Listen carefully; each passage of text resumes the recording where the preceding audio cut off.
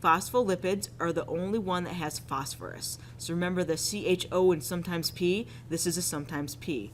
So they are phospholipids. These are the guys that make up cell membranes. So cells, which make up our entire body, the outside part is called the cell membrane, and that cell membrane is made up of is made up of fat. It's made up of lipids called phospholipids. And they kind of have this structure that looks like a head with two tails. And here it is right here. So there's a head part with two tails. The tails are fatty acids. So these are two fatty acids. One of them is unsaturated, one of them is saturated. And over here here's the glycerol. And the two fatty acids are attached to the glycerol.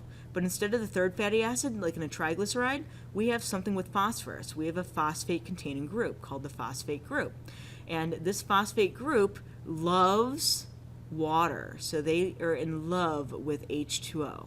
So they will go anywhere water is. But remember, our fatty acids are a lipid, and they really hate water. So they hate H2O, and they don't want to be by it at all.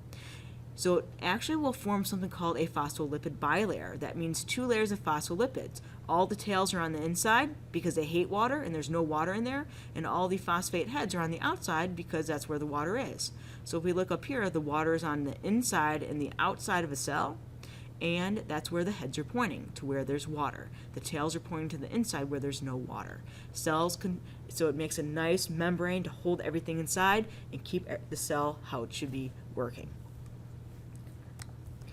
All right, so here's a quick difference between phospholipids and triglycerides. The triglyceride has a glycerol, with 3 fatty acids, and the phospholipid has a glycerol with 2 fatty acids and a phosphate head that makes that part water-loving instead. We call it hydrophilic.